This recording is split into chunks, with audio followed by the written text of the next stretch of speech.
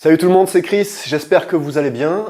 Changement de format aujourd'hui, puisque j'espère que cette vidéo va faire moins de 10 minutes et pas une demi-heure comme la dernière fois.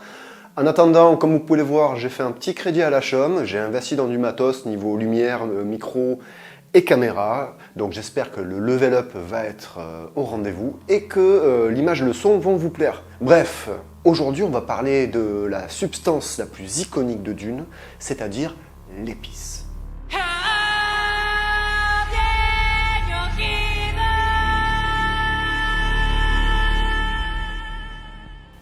Un des éléments les plus iconiques de la saga Dune, c'est bien l'épice, source de toutes les convoitises. Pourquoi cette substance est si précieuse, et surtout pourquoi elle est devenue le pivot d'équilibre de tout l'Imperium, c'est ce qu'on va essayer de voir aujourd'hui. L'épice gériatrique est la ressource la plus précieuse de tout l'Imperium. On la trouve uniquement sur la planète désertique Arrakis. Bon, jusque-là, on est d'accord, tout le monde le sait. Mais quand je parle de ressources précieuses, je parle aussi et surtout d'argent, de moula, c'est-à-dire de son prix sur le marché impérial. Son cours est donné dans le lexique de l'Imperium à la fin du tome 1 de Dune. On parle de 620 000 Solaris pour un décagramme. Et cette valeur d'échange va dépendre aussi du contexte. Sur Dune, l'épice étant présente partout, même dans l'air, c'est l'eau qui devient la ressource la plus précieuse, et surtout chez les Fremen. La découverte du mélange fut un grand tournant pour l'humanité et surtout pour son évolution. Et cela pour ses deux principales vertus. La première de ces vertus, ce sont ses capacités gériatriques, c'est-à-dire qu'elle prolonge la vie. On peut vivre facilement jusqu'à 300 ans. Elle prolonge également la jeunesse. Et enfin, elle immunise contre des maladies, certaines toxines et certains poisons. La deuxième vertu, c'est aussi sa capacité à accroître le champ de conscience. C'est-à-dire qu'un de ses effets psychotropes peut faire naître des dons de préscience chez certains individus, notamment le Bene Gesserit, les navigateurs et bien sûr les Atréides. Même si elle est vitale pour l'humanité et surtout vitale pour le voyage spatial, l'épice reste une drogue qui va entraîner des effets psychotropes et aussi une certaine addiction. C'est une drogue aux effets psychonautes, c'est-à-dire qui permettent à l'esprit de voyager, de bien triper, quoi, et aussi aux effets antéogènes, c'est-à-dire qui donnent de l'inspiration. Consommée en petite quantité ou rarement, elle n'est pas vraiment addictive. Mais par contre, lorsqu'elle est présente et consommée en très grande quantité, comme sur Arrakis, elle devient si addictive que son sevrage pourrait entraîner la mort par manque d'épices. Lorsque l'épice est prise trop longtemps, et donc que son addiction devient irréversible, elle entraîne automatiquement un changement de couleur des yeux. Ils deviennent complètement bleus, et attention, je ne parle pas juste de la pupille, je parle vraiment complètement bleu. On appelle cela avoir les yeux de l'Ibad. Donc vous vous en doutez, les navigateurs comme les Fremen ont les yeux entièrement bleus. Pour les Fremen, leurs yeux prennent la couleur de l'Ibad dès la petite enfance. C'est quelque chose qu'ils portent avec fierté. Tandis que dans l'Imperium, on va dire que tous les toxicos de l'Imperium, eux, ont tendance à cacher leur addiction en portant des lentilles de contact. Il y en a d'autres qui le portent avec une certaine fierté, mais là on parle vraiment de mecs qui se la pètent un peu, bling bling, genre regardez-moi, j'ai assez de thunes pour me cartonner à l'épice. Fait intéressant, l'acuité visuelle n'est pas réduite par cette pigmentation bleue. Au contraire, sur Arrakis avec son soleil blanc, ça va jouer comme un filtre bleu, ce qui va augmenter les contrastes et donc même améliorer la vision. Niveau principe actif de cette drogue, c'est quelque chose qui va toucher essentiellement le système nerveux central. Elle va aussi interagir avec le système immunitaire et le renforcer, et comme je l'ai dit, rendre entièrement bleu le globe oculaire. Alors là, je vais m'arrêter 2 minutes et je vais m'appuyer sur l'encyclopédie de Dune pour vous parler de son aspect gériatrique et du don de préscience. Les propriétés de l'épice sont considérables. Le toxicomane, puisque c'est comme ça que l'encyclopédie l'appelle, voit son espérance de vie multipliée par 2 ou par 4. Ça va dépendre de quand s'est fait la première prise d'épice et aussi de la régularité de ces prises. Lorsque l'épice est digérée, elle est absorbée via la circulation sanguine. Ces produits interagissent avec les lymphocytes du système immunitaire, ce qui va immuniser le toxicomane à diverses maladies, champignons, toxines, enfin tout ce que j'avais dit déjà en amont. Également, certains processus qui se passent au niveau cellulaire sont carrément éliminés, comme le processus de vieillissement ou la transformation de cellules saines en cellules cancéreuses. Et enfin, le fait de consommer de l'épice vous immunise à la plupart des poisons communs de l'Imperium. Concernant le don de préscience, et comme je l'ai dit, l'épice va impacter principalement le système nerveux central, particulièrement la partie appelée le centre colicaire cramps. C'est un petit nombre de cellules qui contrôlent la sensibilité à l'espace-temps. L'augmentation des cellules colicaire cramps via l'augmentation de prise d'épices va permettre à l'individu d'avoir de plus en plus conscience de son espace-temps, ce qui permet l'apparition du don de préscience chez certaines personnes. C'est donc cela qui va permettre aux navigateurs de définir un chemin sûr lors d'un voyage spatial, puisqu'ils vont avoir une semi-préscience, ils vont avoir une connaissance du futur proche, mais aussi qui va permettre aux Bene Gesserit d'avoir accès à leur mémoire seconde via l'absorption de ce qu'on appelle l'eau de vie, et on y reviendra tout à l'heure. Comment se forme l'épice? C'est sûrement une question que vous vous êtes posée, et vous allez voir, c'est très très simple. Tout part de la truite des sables. C'est une forme de vie semi-animale, semi-végétale, qui va venir enquister une poche d'eau. C'est-à-dire qu'elles vont se souder autour d'une poche d'eau, et jusqu'à obtenir un ensemble parfaitement hermétique. À l'intérieur, les déjections des truites des sables vont, au contact de l'eau, générer un champignon ainsi qu'une énorme quantité de gaz carbonique. Et c'est en fait un procédé de fermentation comme on le connaît pour la bière.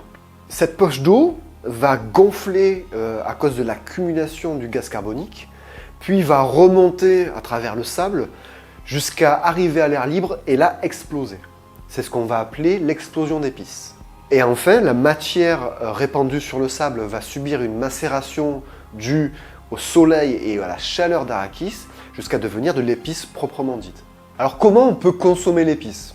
L'épice raffinée va assaisonner la plupart des aliments, notamment le café et les gâteaux, mais on va pouvoir aussi la distiller pour en faire une boisson extrêmement forte, ou la passer en fermentation pour aussi en faire une bière, la bière d'épices, qui est une des bières les plus fortes de l'Imperium. On récolte et on raffine l'épice à l'aide de moissonneuses géantes, qui va être toujours accompagnée de 4 ornithoptères ainsi que d'une aile portante, cette dernière servant à l'extraction de la moissonneuse en cas d'attaque de vers des sables. Ce travail de moissonnage génère énormément de vibrations, ce qui a tendance à toujours attirer la plupart des vers présents à des centaines de kilomètres à la ronde. Mais malgré les risques mortels que représente une moisson d'épices, sa récolte, qu'elle soit légale ou illégale, reste le commerce le plus lucratif de tous. L'épice se présente sous de multiples formes, tout dépend de son utilisation. Mais en gros, on va la trouver sous forme de poudre, de pâte, d'huile, mais aussi d'essence. Il y a aussi les résidus d'une moisson d'épices qui vont pouvoir être manufacturés en vue d'obtenir de la fibre d'épices, du tissu, du plastique et même des explosifs. Ah oui, on va aussi pouvoir la trouver dans une forme gazeuse, mais essentiellement chez les navigateurs. Là, elle est de couleur orange, alors qu'il faut savoir que parfois l'épice est aussi présentée comme étant bleue, ou tout du moins ayant une lueur bleutée, quoi. Quelques fun facts vite fait là, parce que je pense qu'il faut carrément finir la vidéo, parce que là ça fait déjà un moment. On dit qu'elle a un goût et une odeur de cannelle, c'est une des particularités surtout où tout le monde est d'accord. Cependant, ce goût de cannelle n'est jamais le même en fait. À chaque prise ça change. Il y a toujours ce petit truc là, il y a de la cannelle là, mais c'est jamais le même goût quoi. Fait intéressant, hein, toujours, tu fais ce que tu en veux, mais en gros, si tu prends un petit faiseur, c'est-à-dire un verre des sables de 1 mètre, un petit verre des sables, que tu le noies, son corps va se dissoudre dans l'eau et ça va générer de l'épice pure, de l'essence d'épice. C'est aussi quelque chose qu'on va appeler l'eau de vie. C'est de l'épice concentrée, c'est donc un poison mortel. Cependant, elle permet aux Bene Gesserit d'avoir accès à ses mémoires secondes, puisque lors du rituel qui transforme une Bene Gesserit en révérende mère, elles doivent absorber ce poison, le transformer chimiquement à l'intérieur d'elles, et après, bim bam boum, accès aux mémoires secondes. D'ailleurs, c'est cette eau de vie qui est bue par Paul Atreides. Alors, Paul n'en boit même qu'une goutte, et qui le fait tomber dans le coma pendant 3 semaines, si je dis pas de bêtises, mais qui le fait passer aussi du stade de Paul Atreides au stade de Kwisatz Haderach. Alors on apprend aussi dans les Enfants de Dune que les vers des sables ainsi que les truites des sables ne sont pas originaires d'Arrakis. C'est tout. Voilà, maintenant tu le sais. Autre fait intéressant, l'épice ne peut pas être synthétisée ou fabriquée. Voilà, point barre. Pourtant, plus tard dans les livres, les Tleilaxu vont trouver un moyen de créer de l'épice via leur cuve à Xolth. Encore plus tard dans les livres du Fils, il va même y avoir une super épice. Et plus tard, dans le dernier bouquin, le tout dernier bouquin, il va y avoir des vers de mer qui, sur une planète entièrement recouverte d'eau, et ces vers de mer vont produire de l'épice. C'est l'opposé de Dune, et de là à y voir une métaphore sur le travail du Fils. Certains diront que je suis un peu de mauvaise foi. Et c'est vrai. Ce sont les truites des sables qui ont transformé Arrakis en Dune, puisqu'elles ont enquisté l'ensemble des gouttes d'eau présentes sur la planète, en vue de créer un écosystème viable pour leur future transformation, les vers des sables.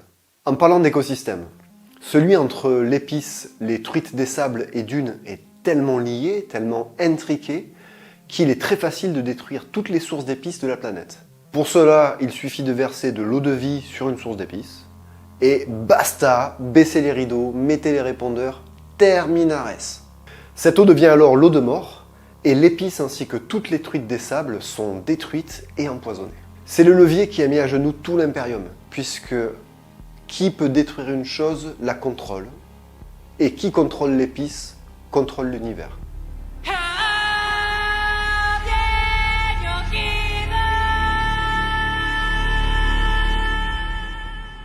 Et voilà, pour aujourd'hui c'est terminé. Merci d'avoir regardé cette vidéo jusque-là. Encore une fois, merci pour tous les commentaires que je reçois, c'est vraiment encourageant. Comme d'hab, pense à t'abonner, mettre un pouce bleu, lâcher un com, tout ça, partage. Bref, c'est toujours un plaisir à écrire, réaliser, monter. J'espère que vous prenez plaisir à m'écouter. Hein. Encore une fois, je ne peux plus saouler mes potes, donc c'est vous que je saoule maintenant. Ah oui, vous avez vu que j'ai fait aussi 2 vidéos autour du jeu vidéo Dune Spice Wars. Donc c'est ce qu'on appelle des let's play, voilà, je découvre, dans une vidéo je découvre le jeu, dans l'autre je teste une partie avec les Atreides. Bon, je vais arrêter en fait, parce que je trouve ça finalement pas très intéressant.